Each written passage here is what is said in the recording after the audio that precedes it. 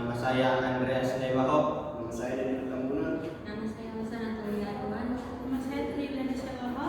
Nama saya Kakak Tuhan Sekolah. Nama saya William Markau. Sekianlah perkenalan dari kami. Kami akan memulai presentasi kami. Menjelaskan hierarki kebutuhan dari Abraham Maslow. Maslow menggunakan piramida sebagai peraga untuk memvisualisasi gagasan yang mengenai teori hierarki kebutuhan menurut Maslow. Manusia termotivasi untuk memenuhi kebutuhan hidupnya. Kebutuhan tersebut memiliki tingkatan atau hierarki, mulai dari yang paling rendah atau bersifat dasar fisiologis sampai yang paling tinggi atau aktualisasi diri.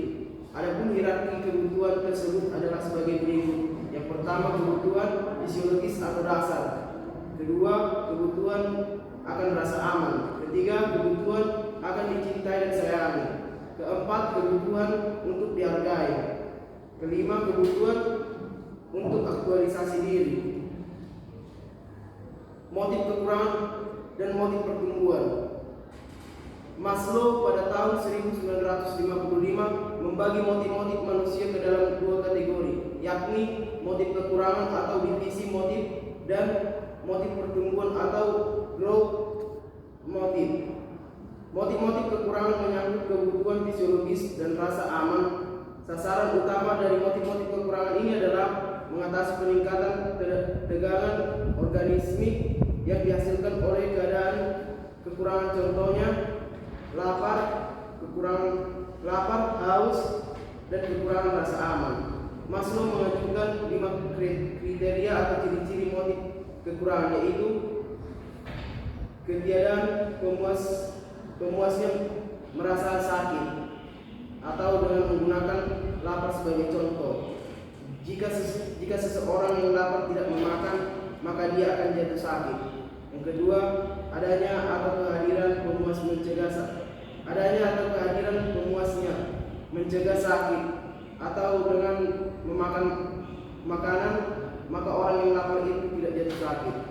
Yang ketiga, perbaikan atau penggunaan pemuasnya menimbulkan sakit, atau tidak ada obat bagi yang lapar kecuali makanan. Sedangkan motif pertumbuhan atau metaneeds atau being motif adalah motif-motif yang mendorong individu untuk pertumbuhan. Ini adalah memperkarya kehidupan dengan memperbanyak pelajaran dan pengalaman. Motif pertumbuhan juga bisa menjadi motif utama setelah motif-motif kekurangan terpuaskan. Seseorang tidak tergerak mempelajari kimia organik apabila dirinya sedang lapar. 3.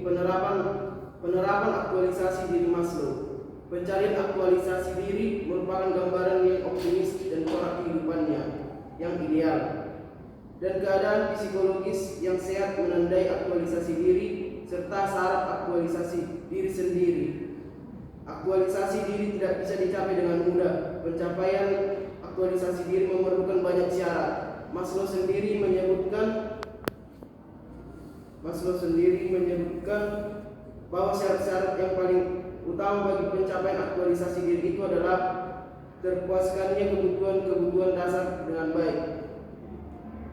Adapun ciri-ciri orang yang self actualized yaitu mengamati realitas secara efisien, menerima atas diri sendiri, spontan, sederhana dan wajar, terpuas pada masalah, pemisahan diri, kebutuhan privasi, kemandirian diri dari kebudayaan dan lingkungan, kesegaran dan apresiasi, kelemahan dan kelebihan.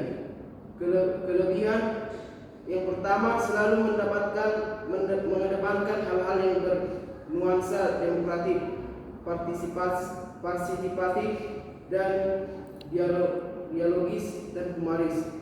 Teori dan yang kedua, teori ini cocok untuk diterapkan dalam materi pembelajaran yang bersifat pembentukan kepribadian hati nurani, perubahan sikap dan analisis terhadap fenomena sosial. Ketiga, suasana pembelajaran yang saling menghargai, adanya kebebasan pendapatan dan kebebasan mengungkapkan gagasan. Keempat, keterlibatan peserta didik dalam berbagai aktivitas di sekolah, dan lebih-lebih adalah kemampuan hidup bersama atau komunal bersama masyarakat di antara peserta didik tentunya mempunyai pandangan yang berbeda-beda. Kekurangannya, yang pertama teori humanistik tidak bisa diuji dengan mudah. Yang kedua, banyak konsep dan psikologis humanistik seperti misalnya orang yang telah berhasil mengaktualisasikan dirinya ini masih buram dan subjektif. Dan ketiga, psikologi humanistik mengalami pembiasaan terhadap nilai individualistis. Sekian dan terima kasih. Teori motivasi dari Friedrich Hamburg. Friedrich Hamburg adalah seorang profesor dari Caswell University dan Utah University. Kelahiran di Massachusetts dan menyelesaikan master di PhD di Universitas di Pittsburgh, di mana beliau mengklasifikasikan area permasalahan tentang job. Hamburg dalam literaturnya, Hamburg memformulasikan opini tentang sativers dan deceivers dan hipotesis yang berjudul mental health is not opposite of mental illness. Hamburg menarik dasar hipotesis untuk penelitian studi multi yang dipublikasikan pada tahun 1959 dengan judul The Motivation to Work, di mana penelitian tersebut menghasilkan teori yang dikenal dengan motivasi Hegel. Dari dasar penelitian ini juga tahun 1966 muncul artikel yang sangat booming terjual jutaan kopi dipublikasikan oleh Harvard Business Review dengan judul One More Time, How Do You Motivate Your Explosion. Friedrich Hamburg atau Hasibuan 1910 mengemukakan teori motivasi berdasarkan teori dua faktor, yaitu faktor higienis dan motivator. Dia membagi kebutuhan Maslow menjadi dua bagian, yaitu kebutuhan tingkat rendah yang disetujui dengan fisik, rasa aman, dan sosial, dan kebutuhan tingkat tinggi yaitu presentis dan akuntabilitas diri, serta mengemukakan bahwa cara terbaik untuk memotivasi individu adalah dengan memenuhi kebutuhan tingkat tingginya. Menurut Hamburg, faktor-faktor seperti kebijakan administrasi perusahaan dan gaji yang memadai dalam suatu pekerjaan akan menenteramkan karyawan. Bila faktor-faktor ini tidak memadai, orang-orang tidak akan terpuaskan. Menurut hasil penelitian Hamburg, ada 3 hal yang harus diperhatikan dalam memotivasi bawahan. A. Hal-hal mendorong karyawan adalah pekerjaan yang menantang, yang mencakup perasaan berprestasi, bertanggung jawab, kemajuan, dan dalam hal menikmati pekerjaan itu sendiri dan adanya pengakuan atas semua itu. B. Hal-hal yang mengecewakan karyawan adalah terutama faktor yang bersifat embel-embel saja dalam pekerjaan, peraturan pekerjaan, penerangan, istirahat, dan lain-lain sejenisnya. C. Karyawan akan kecewa bila peluang berprestasi terbatas. Mereka akan menjadi sensitif pada lingkungan serta memulai mencari kesalahan. 1. Teori 2 faktor Hamburg. Faktor yang menyebabkan kepuasan atau higienis maintenance. Faktor higien tidak berhubungan langsung dengan kepuasan suatu pekerjaan, tetapi berhubungan langsung dengan timbulnya suatu ketidakpuasan kerja atau disiplin. Sehingga faktor higien tidak dapat menggunakan sebagai alat motivasi, tapi lebih kepada menciptakan kondisi yang pernah mencegah timbulnya ketidakpuasan. Faktor higien motivasi seorang untuk keluar dari ketidakpuasan termasuk di dalamnya adalah hubungan antar manusia, imbalan, kondisi lingkungan, dan sebagai faktor interistik. Yang pertama faktornya itu ialah gaji, upah, dan tujuan lainnya. Yang kedua, kebijakan perusahaan dan administrasi. Ketiga, hubungan antar pribadi. Keempat, kualitas pengawasan. Kelima, keamanan pekerjaan. Keenam, kondisi kerja. Dan yang terakhir, keseimbangan kerja dan hidup. Yang kedua itu faktor-faktor penyebab kepuasan kerja atau motivator. Faktor motivator adalah faktor-faktor yang langsung berhubungan dengan isi pekerjaan atau job content, atau faktor-faktor intrinsic.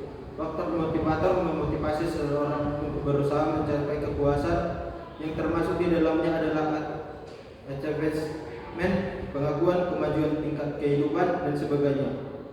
Faktor ini adalah faktor yang berada di sekitar pelaksanaan pekerjaan, berhubungan dengan job konteks atau aspek intrinsic pekerja. Faktor-faktor yang termasuk ini adalah A. Working condition atau kondisi kerja. Yang kedua, information relation. Yang ketiga, company policy and administration. D. Super technical. Yang terakhir, job security. Menurut Hamber, perbaikan terhadap faktor-faktor ini akan mengurangi atau menghilangkan ketidakpuasan, tetapi tidak akan menimbulkan kepuasan kerja karena bukan sumber kepuasan kerja. Prinsip dasar dari dinamika faktor ini adalah sebagai berikut. Jenis faktor dapat mencegah atau membatasi ketidakpuasan kerja, tetapi tidak dapat memperbaiki kepuasan kerja. Perbaikan dalam motivator faktor dapat mencegah kepuasan kerja, tetapi tidak dapat mencapai kepuasan kerja. Yang kedua, penerapan teori dua faktor Hamber dalam organisasi. Dalam kehidupan organisasi, pemahaman terhadap motivasi setiap pemimpin sangat penting artinya, namun motivasi juga dirasakan sebagai sesuatu yang sulit. Hal ini dikemukakan oleh Wasumijo sebagai berikut. A. Motivasi sebagai sesuatu yang penting atau important subjek karena peran pemimpin itu sendiri kaitannya dengan bawahan.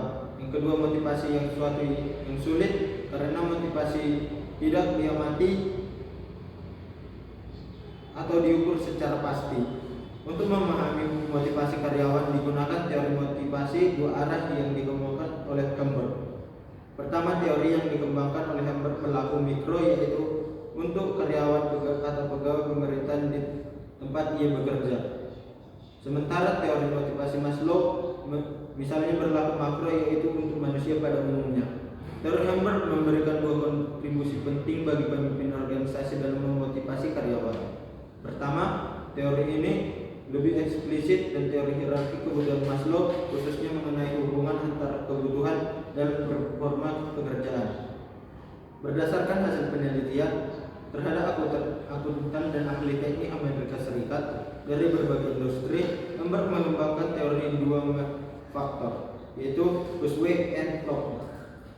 Menurut teori ini, ada dua faktor mempengaruhi kondisi pekerjaan seseorang, yaitu faktor kepuasan atau motivation factor yang disebut juga satisfier atau intrinsic motivation, dan faktor kesehatan higienis yang juga disebut dissatisfier atau extrinsic motivation.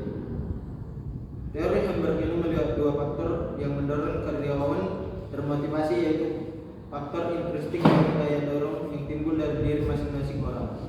Jadi karyawan yang terdorong secara intrinsik akan menyenangi pekerjaan, memungkinkan menggunakan kreativitas dan inovasinya, bekerja dengan tingkat otonomi yang tinggi dan tidak perlu diawasi dengan ketat.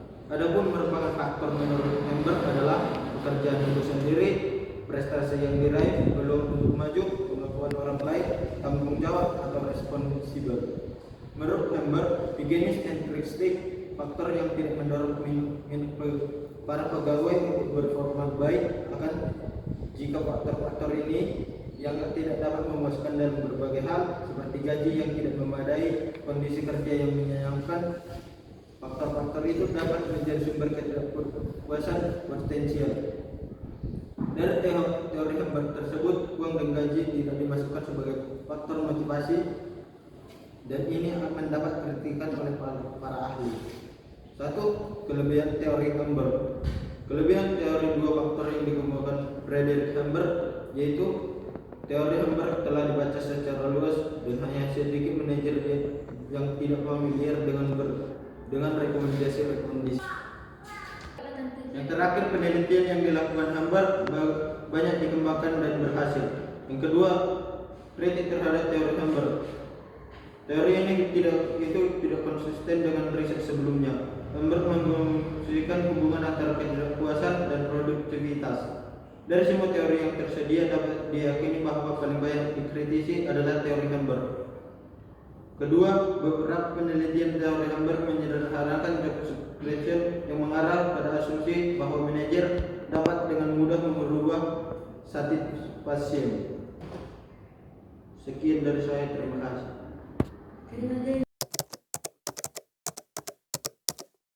Teori motivasi menurut David MC Cleland. Ia menyatakan bahwa pemahaman tentang motivasi akan semakin mendalam jika disadari bahwa setiap orang mempunyai 3 jenis kebutuhan, yaitu pertama, need for achievement atau NACH, yang artinya adalah kebutuhan akan keberhasilan atau prestasi. Kiranya tidak akan ada kesukaran untuk menerima pendapat yang mengatakan bahwa setiap orang ingin dipandang sebagai orang yang berhasil dalam hidupnya. Keberhasilan itu bahkan mencakup seluruh segi kehidupan dan penghidupan seseorang. Misalnya, keberhasilan seseorang dalam dunia pendidikan, keberhasilan dalam membina rumah tangga yang bahagia dan sejahtera, dan yang keberhasilan dalam usaha.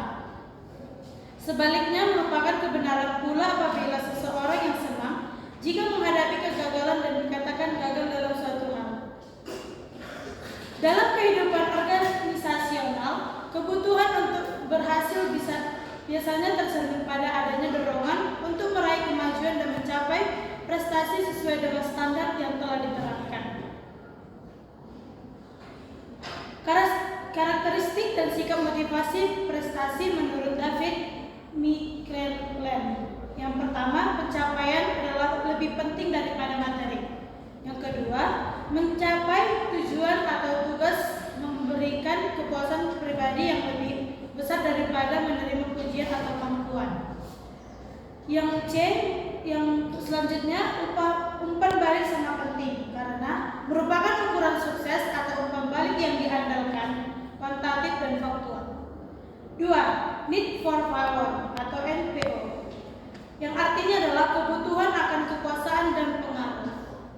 Menurut teori ini, kebutuhan akan kekuasaan tampak pada keinginan untuk mempunyai pengaruh terhadap orang lain. Penelitian ini pengalaman memang menunjukkan bahwa setiap orang yang ingin berpengaruh terhadap orang lain dengan siapa ia melakukan interaksi. 3 hal yang perlu didapatkan perhatian dalam ini. Yang pertama, adanya seseorang yang mempunyai kebutuhan berpengaruh pada orang lain. Yang kedua, orang lain terhadap siapa pengaruh itu digunakan. Dan yang ketiga, persepsi ketergantungan antara seseorang dengan orang lain. Meskipun benar bahwa dalam kehidupan organisasional, bawalah yang biasanya tergantung pada atasannya. Tetapi sesungguhnya ketergantungan itu tidak semata-mata terbatas pada adanya hubungan atasan dengan bawahan. Artinya, setiap kali seseorang bergantung pada orang lain untuk suatu hal, pengaruh siapa orang lain menggantungkan dirinya sudah berarti terpenuhinya NPO. Yang selanjutnya, yang ketiga, need for afiliation atau kebutuhan untuk afiliasi, yaitu kebutuhan afiliasi merupakan kebutuhan nyata dari setiap manusia terlepas dari kedudukan, jabatan, dan pekerjaannya. Artinya, kebutuhan tersebut bukan hanya kebutuhan mereka yang menduduki jabatan manajerial, juga bukan hanya merupakan kebutuhan para bapak. Gak apa-apa, aku potong aja, nanti lanjut aja. Yang ketiga, need for application atau NAFF, yang artinya adalah kebutuhan untuk afiliasi, yaitu kebutuhan afiliasi merupakan kebutuhan nyata dari setiap manusia terlepas dari kedudukan, jabatan, maupun pekerjaannya. Artinya, kebutuhan tersebut bukan hanya kebutuhan mereka yang menduduki jabatan manajerial, juga bukan hanya merupakan kebutuhan para bawahan yang bertanggung jawab akan kegiatan-kegiatan operasionalnya. Kenyataan ini berangkat dari sifat manusia sebagai makhluk sosial. Kebutuhan akan afiliasi pada umumnya mencerminkan pada keinginan berada pada situasi yang bersahabat dalam interaksi seseorang dengan orang lain dalam organisasi, apakah orang itu atau orang lain itu teman sekerja yang setingkat atau atasan. Kebutuhan akan afiliasi biasanya diusahakan agar terpenuhi melalui kerjasama dengan orang lain. Berarti guna pemuasan kebutuhan itu suasana persaingan akan dihindari sejauh mungkin. Kebutuhan akan afiliasi merupakan hasrat untuk berhubungan antara pribadi yang lama dan akrab. Individu merefleksikan keinginan untuk mencapai hubungan yang erat, kooperatif, dan penuh sikap persahabatan dengan pihak lain. Individu yang mempunyai kebutuhan afiliasi yang tinggi umumnya berhasil dalam pekerjaan yang memerlukan interaksi sosial yang tinggi. David Klein mengatakan bahwa kebanyakan orang memiliki kombinasi karakteristik tersebut, akibatnya akan mempengaruhi perilaku karyawan dalam bekerja atau mengelola organisasi. 1. Tentang David Klein. David Klein tahun 1917 sampai 1998 mendapatkan gelar doktor dalam psikologi di Yale pada tahun 1941 dan menjadi profesor di Universitas Wesleyan. Klein dikenal dengan karyanya tentang pencapaian motivasi.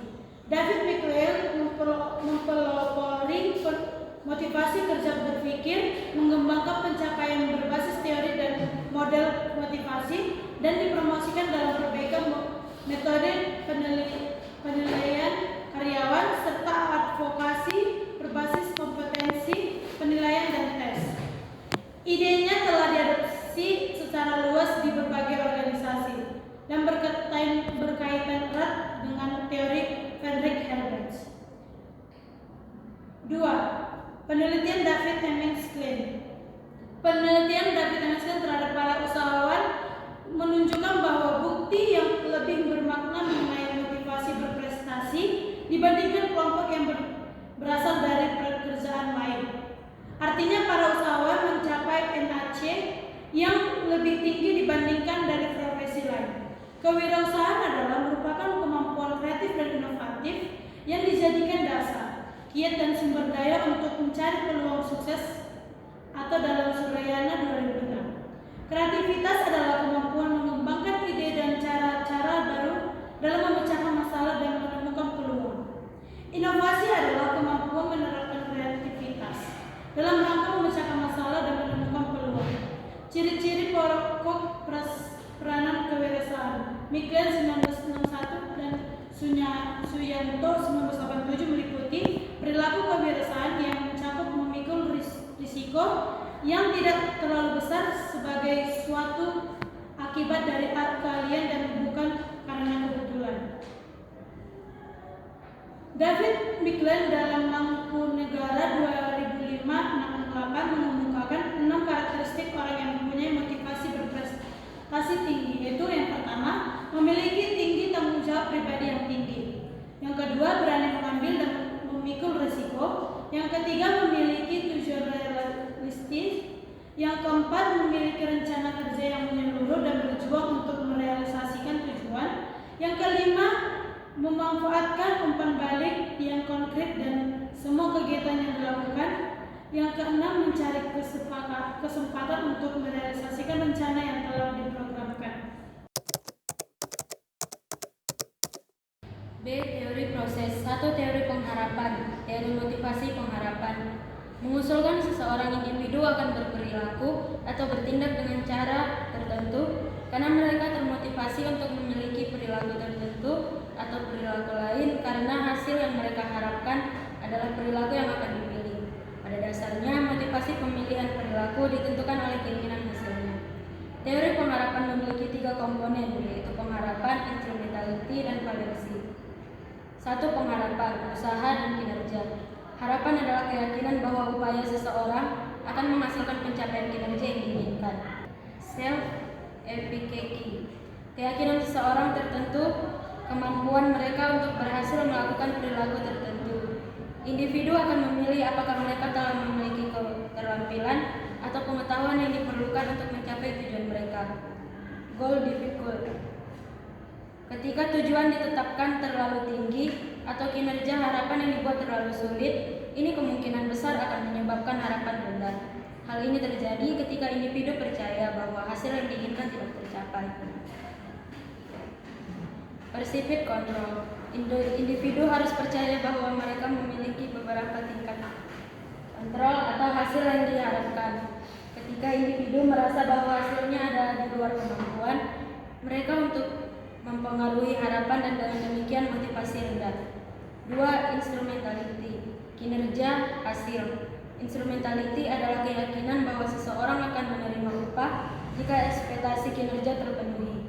Reward ini dapat hasil sendiri dalam bentuk keyakinan gaji, promosi, pengakuan, atau presentasi. Jika kinerja tinggi dan banyak barang yang dijual, semakin banyak uang yang akan dihasilkan. Faktor yang terkait dengan instrumentality individu untuk hasil adalah kepercayaan, kontrol, dan kebijakan. A. Mempercayai orang-orang yang memutuskan siapa yang mendapat hasil apa berdasarkan kinerja. B. Pengendalian bagaimana keputusan dibuat, siapa mendapatkan apa hasilnya. C. Kebijakan pemahaman tentang korelasi antara kinerja dan hasil. 3. Valen hasil reward. Nilai hasil suatu individu ditempatkan pada imbalan dari hasil yang didasarkan pada kebutuhan mereka, tujuan, nilai-nilai, dan sumber motivasi. Faktor-faktor yang berpengaruh termasuk nilai-nilai, kebutuhan, tujuan, preferensi seseorang, dan sumber yang memperkuat motivasi mereka untuk hasil tertentu. Valen ditandai dengan sejauh mana seseorang menghargai hasil atau imbalan yang diberikan. 2. Pembentukan perilaku. Teori proses pembentukan perilaku adalah konsep yang menjelaskan bagaimana perilaku seseorang berkembang melalui interaksi dengan lingkungan dan pengalaman belajar. Proses ini melibatkan beberapa mekanisme utama, termasuk pembelajaran langsung maupun tidak langsung, asosiasi, penguatan, dan pengamatan. Berikut adalah penjelasan rinci tentang teori ini. Proses pembentukan perilaku. Perilaku manusia terbentuk melalui beberapa tahapan atau mekanisme, yaitu A. Pengkondisian klasik atau classical conditioning diperkenalkan oleh Ivan van Pol. Teori ini menjelaskan bahwa perilaku dapat dibentuk melalui asosiasi antara stimulus netral yang awalnya tidak memicu respon dengan stimulus yang memicu respon otomatis. Contoh, anjing Pavlov yang mendengar bunyi lonceng, stimulus netral, dan mengkaitkan dengan makanan, stimulus alami, sehingga ia mulai mengeluarkan air liur, respon setiap kali mendengar bunyi lonceng. B. Pengkondisian operan atau operant conditioning dikembangkan oleh B.F. Skinner. Pengkondisian operan menjelaskan bahwa perilaku terbentuk berdasarkan konsekuensi yang diterima. Penguatan meningkatkan kemungkinan suatu perilaku terulang. Penguatan positif memberikan sesuatu yang menyenangkan, misalnya hadiah. Penguatan negatif menghilangkan sesuatu yang tidak menyenangkan, misalnya rasa sakit. Hukuman mengurangi kemungkinan suatu perilaku terulang. Hukuman positif menambah sesuatu yang tidak menyenangkan, misalnya teguran. Hukuman negatif mengambil sesuatu yang menyenangkan, misalnya mencabut hak bermain. C. Observational learning atau pembelajaran melalui observasi. Dikembangkan oleh Albert Bandura. Teori ini menyatakan bahwa perilaku juga dapat dibentuk melalui pengamatan terhadap orang lain yang disebut model. Individu belajar atau tindakan konsekuensi atau hasil yang diterima oleh model. D. Modeling atau pemodelan. Terkait dengan pembelajaran observasional, perilaku terbentuk dengan meniru atau mencontoh perilaku model yang dianggap layak atau relevan. Pemodelan dipengaruhi oleh 1. Daya tarik model, 2. Hubungan emosional dengan model, 3. Hasil atau konsekuensi yang diamati, 4. Pembiasaan. Perilaku dapat terbentuk melalui kebiasaan yang dilakukan secara berulang sehingga menjadi otomatis. Contoh kebiasaan mencuci tangan sebelum makan karena diajarkan sejak kecil. Faktor yang mempengaruhi pembentukan perilaku. 1. Lingkungan. Faktor sosial, budaya, dan lingkungan fisik berperan besar dalam pembentukan perilaku. 2. Pengalaman. Interaksi dan pengalaman hidup, baik positif maupun negatif, membentuk cara seseorang berperilaku. 3. Motivasi. dorongan internal yang mempengaruhi pilihan dan upaya seseorang untuk melakukan perilaku tertentu. 3. Kognisi, proses berpikir seperti persepsi dan penilaian terhadap situasi. Tahapan pembentukan perilaku. Menurut teori pembelajaran, pembentukan perilaku melibatkan tahap berikut. 1. Identifikasi. Individu mengenali perilaku yang diharapkan. Penerapan individu mencoba melakukan perilaku tersebut. Pengulangan. Perilaku dilakukan secara konsisten hingga menjadi kebiasaan. Internalisasi. Perilaku menjadi bagian dari kepribadian atau karakter individu. Contoh penerapan pembentukan perilaku. Dalam pendidikan, guru memberikan pujian kepada siswa yang disiplin, sehingga siswa termotivasi untuk terus bersikap disiplin. Dalam organisasi, perusahaan memberikan bonus kepada karyawan yang mencapai target, sehingga karyawan terdorong untuk meningkatkan produktivitas. Dalam psikologi klinis, terapis menggunakan teknik penguatan untuk membentuk pasien mengubah kebiasaan buruk. Teori proses pembentukan perilaku ini menunjukkan bahwa perilaku manusia tidak muncul begitu saja, melainkan hasil dari proses belajar, pengalaman, dan interaksi dengan lingkungan. Saya akan menjelaskan teori Potterlawat. Teori motivasi Potterlawat dan imbalan. Teori ini mengusulkan dua jenis imbalan. Pertama, imbalan intrinsik. Imbalan intrinsik diberikan kepada individu sendiri atas kinerja yang baik. Ini mencakup perasaan, pencapaian, dan kepuasan terhadap kebutuhan tingkat yang lebih tinggi seperti yang didefinisikan oleh Maslow. 2. Imbalan ekstrinsik. Imbalan ekstrinsik diberikan oleh organisasi dan terutama memuaskan kebutuhan tingkat rendah. Hal ini mencakup hal-hal seperti gaji, promosi, status, dan keamanan bekerja. A. Potterlawat dalam manajemen. Dalam manajemen, Potterlawat sering ditemukan dalam berbagai aspek organisasi bisnis seperti distribusi kinerja karyawan. Dalam banyak organisasi, kinerja karyawan sering mengikuti distribusi Potterlawat 20%. Karyawan terbaik menghasilkan 80% hasil kerja. 2. Distribusi pendapatan penjualan. Sebagian besar pendapatan atau penjualan dihasilkan oleh sejumlah kecil produk, layanan atau pelanggan utama. 20% pelanggan menghasilkan 80% pendapatan. 3. Jaringan organisasi. Dalam jaringan komunikasi organisasi, Potterlawat menggambarkan bagaimana informasi atau pengaruh distribusi. Beberapa individu bertindak sebagai node utama atau hubs yang sangat terhubung, sementara sebagian besar lainnya memiliki koneksi yang jauh lebih sedikit. B. Implikasi manajerial. 1. Fokus pada yang terpenting. Dengan mengetahui bahwa sebagian besar hasil berasal dari sebagian kecil, manajemen dapat menginformasikan alokasi sumber daya pada elemen-elemen kunci. 2. Manajemen risiko. Salah. 2. Manajemen risiko. Potterlawat juga berarti bahwa kegagalan berasa besar mungkin jarang terjadi, tetapi memiliki dampak signifikan. Manajer perlu mempersiapkan strategi untuk menghadapi outlier atau kejadian yang tidak terduga. 3. Pengembangan talenta. Sebagian kecil karyawan memiliki dampak besar, penting untuk mengidentifikasi dan mengembangkan talenta utama yang dapat menjadi penggerak utama keberhasilan organisasi. 4. Informasi dan kreativitas. Dalam mendukung informasi, organisasi perlu menerima bahwa sebagian besar upaya mungkin tidak berhasil, tapi segelintir inovasi dapat menghasilkan dampak yang luar biasa. Dalam manajemen, teori Potterlawat dan teori proses digunakan untuk menjelaskan fenomena yang kompleks tidak linier dan seringkali tidak terduga dalam organisasi dan sistem bisnis. Sekian dari saya, terima kasih. Menjelaskan mengenai teori keadilan. Teori proses dalam keadilan manajemen. Teori proses menjelaskan bagaimana keadilan diproses dan mempengaruhi perilaku karyawan dalam organisasi.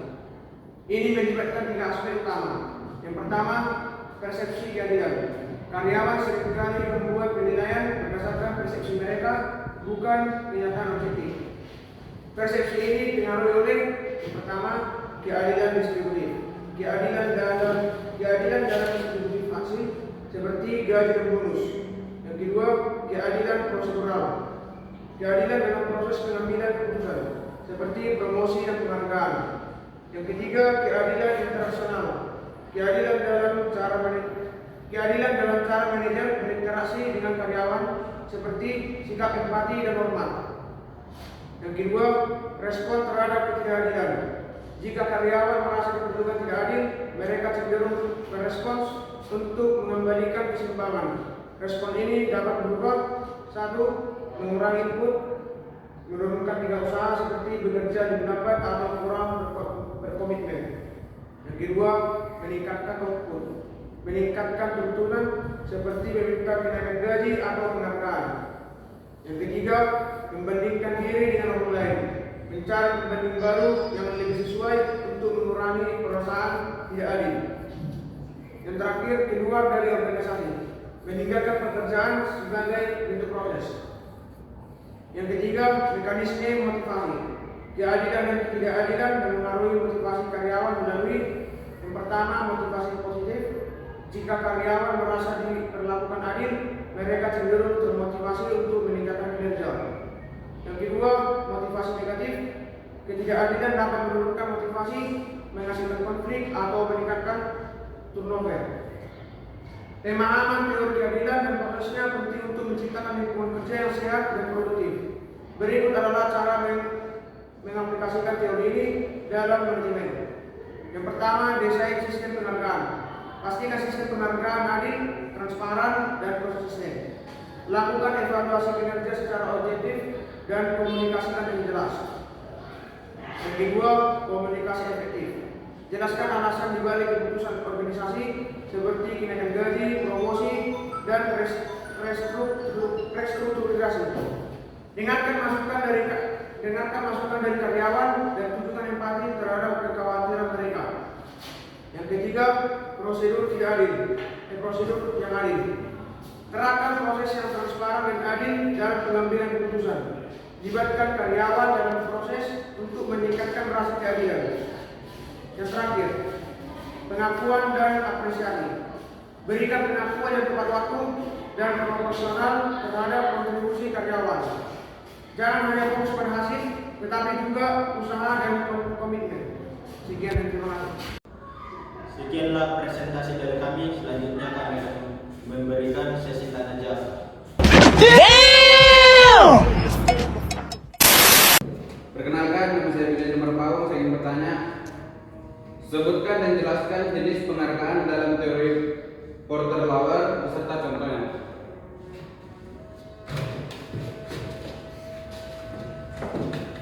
Baik, perkenalkan nama saya Daniel Tambunan. Saya ingin bertanya, bagaimana pengaruh faktor motivator terhadap kepuasan kerja karyawan dalam konteks teori Hartberg? Baik, perkenalkan nama saya Tri dan Silava. Saya akan mempertanyakan pertanyaan tentang bagaimana teori keadilan menjelaskan motivasi karyawan di tempat kerja. Baik, sebelum menjawab pertanyaan dari saudara dan saudara sekalian, berikan kami 5 menit untuk berdiskusi agar dapat menjawab pertanyaan dengan lebih baik. 5 minutes later. 2 hours later. 12 seconds later. 3 days later. Baik, saya akan menjawab pertanyaan dari saudara Revin, yang dimana pertanyaannya adalah sebutkan dan jelaskan jenis penghargaan dalam teori Porter-Lawler beserta contohnya. Yang dimana teori Porter-Lawler membagi penghargaan menjadi 2 jenis. Yang pertama, penghargaan intrinsik. penghargaan yang berasal dari faktor eksternal seperti gaji, bonus, promosi, atau pengakuan formal. Contoh, seorang karyawan menerima bonus tahunan karena mencapai target penjualan. Yang kedua, penghargaan intrinsik. Penghargaan yang berasal dari dalam diri karyawan seperti rasa puas, pencapaian, atau kebanggaan terhadap hasil kerja. Contoh, seorang guru merasa puas karena murid-muridnya berhasil memahami pelajaran dengan baik. Apakah saudara Ewen sudah puas dengan jawaban saya? Terima kasih, saya puas. Baik, saya akan menjawab pertanyaan dari saudara Daniel, yang dimana pertanyaannya, bagaimana pengaruh faktor motivator terhadap kepuasan kerja karyawan dalam konteks teori Lambert? Jawaban saya, faktor motivator berperan besar dalam meningkatkan kepuasan kerja ketika karyawan merasakan pencapaian, pengakuan, dan kesempatan untuk berkembang, maka mereka cenderung merasa lebih puas dan termotivasi dalam pekerjaan mereka. Faktor-faktor ini meningkatkan rasa memiliki dan keterlibatan karyawan dalam pekerjaan. Apakah saudara Daniel dapat menerimanya? Ya, terima kasih kepada saudara Andreas, saya dapat menerimanya.